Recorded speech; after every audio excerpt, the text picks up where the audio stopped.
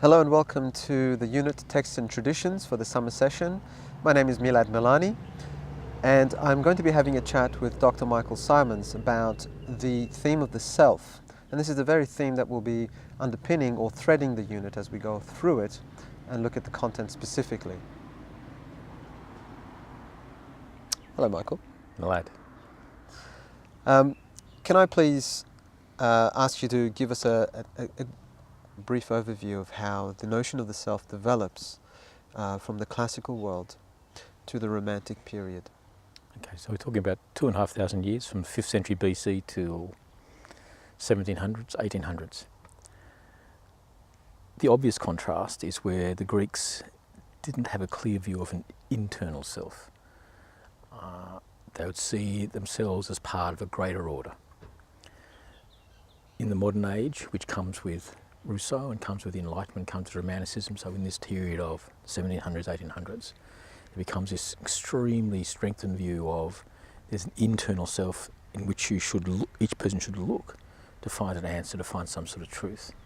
So if you want one sort of big contrast, there's a long line of development of stages which are going to lead from the Greeks to that understanding of the West, which is quite important to the self. So development of the interior subject. So can we go into the specific periods now and look at, start with the Greeks. So could you perhaps give us an expansion on how the Greeks understood the self? So the Greeks, we're talking about the Athenians, so ancient Greece in the 5th century and the 4th century, with the leading philosophers like Socrates and Plato and Aristotle. Now, when people read Socrates and Plato, they often read it from the perspective of the modern self, and they'll read in to Socrates an interior self, that somehow he's an autonomous individual who is going against the state, acting for his own interest, and somehow has an internal self-assurance. Now that is not the case. Two factors. First of all, there is a sort of internal self, but the internal self for Socrates is only the so-called daemon, or the demon, which is sort of a semi-divine personal guide, which has got nothing to do with the notion of an interior truth. It's sort of a semi-mystical, semi-enchanted vision, which is an extraordinary idea. And this was a guide, so he'd consult that. But there was no notion of going within himself. For the Greeks and for Socrates, the notion of how do you act in the world, where do you find the place where you find the answers to how to act in the world, is to look outside. And the Greeks had two and the Athenians developed two enmeshed systems, which sometimes were complementary and sometimes in tension. The first was the great, enchanted, Homeric, divine structure of the cosmos, the notion we all talk about in terms of the gods and in terms of the Homeric heroes. And Homer was part of Greek culture, saturated with Homer. So the notion of the gods would intervene and help in terms of the self. So the self was linked in with these divine forces. The divine would be determining you. You would seek answers from them. That's one side of it.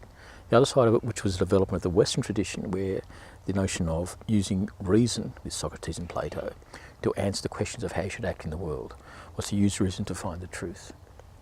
But the answers to how you should act in the world, in terms of the reason, was to understand how you should act in terms of the polis, that is, the citizens, the city-state.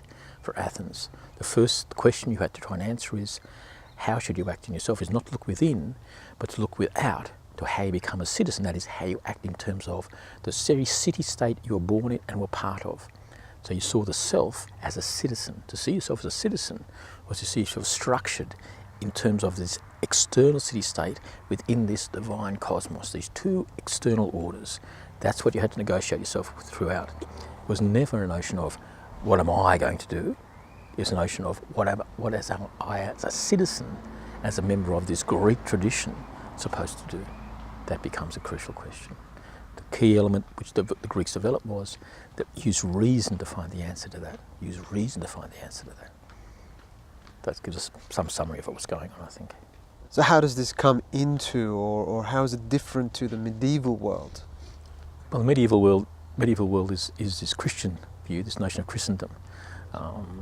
And with Christianity, and we can see it, say, in the 5th century with BC, with 5th century AD with St. Augustine, with the beginning of Christianity, and which leads into the whole Christian order, which is that notion that you have to look within yourself to find the answer. The notion of the relationship between the divine order, which in terms of the omnipotent God of Christianity, is that there is no longer the intervention of the state or the polis between you and God. But so the question is, what is the path to God? What is the path to truth? And the path to truth in God is one of looking within yourself. This notion of the inner subject opens up. St. Augustine would write the first Confessions. He'd look back and look at his childhood. Now, why would he do that? He goes back to his childhood because he has to look back on his own life to trace back the stages which lead to him finally becoming Christian, to see the stages in which he had to change himself. It is all about, so the self becomes separated from anything else, it becomes individualized and relationship directly to God, and this internal self opens up as a source of truth. To look within yourself and to find and to understand what you have been is the path you must take in order to find the path to God. So there is one answer out there. The one answer is the truth of God, but every individual has their own path to that God. Every individual has their own individual self-understanding to take in order to find that truth. So the inner subject opens up in that way. So this is the notion of what Christianity is starting to change. The inner subject becomes a key element in what the order is. Certainly the church will, start to tell people what to do and become this great force.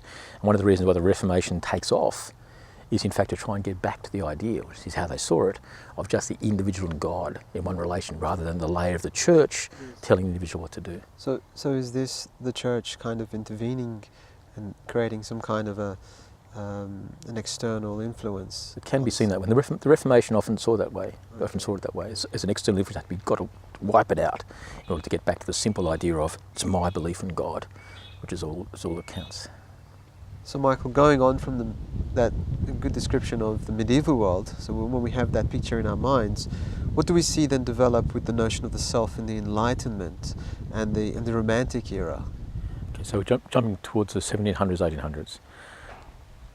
The important point to remember is that the Enlightenment, even though it's going to see itself in contrast to Christianity and the old order, will maintain the notion of the inner subject.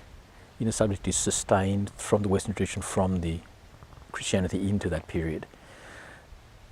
The inner subject here, though, people must look within to find the truth, and this becomes a very common view. I mean, the Christian understanding of the world of inner subjectivity goes into the Enlightenment vision, but the Enlightenment vision is our understanding of the world. Our understanding of the world is that each person has their own inner truth. Each person has their own self they should discover.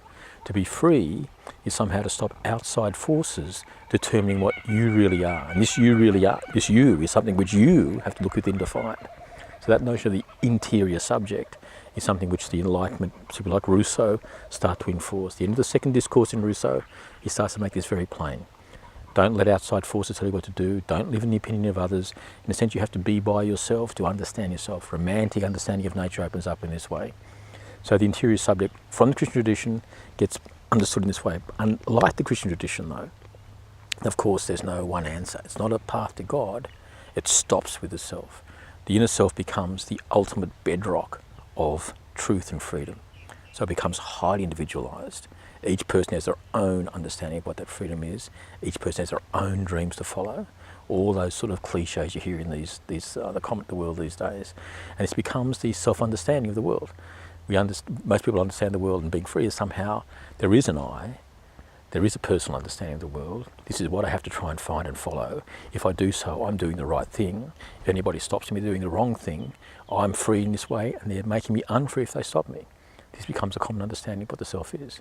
It's not saying it's the truth. The truth is not that we have these inner selves, but this is the way we understand the world. And this comes from the Western tradition. It's not Greek, it comes from Christianity, it comes through the Enlightenment understanding. So I think it's a basic understanding of what's going on, I think. Very fascinating. Thank you very much, Michael. Thanks, my lad.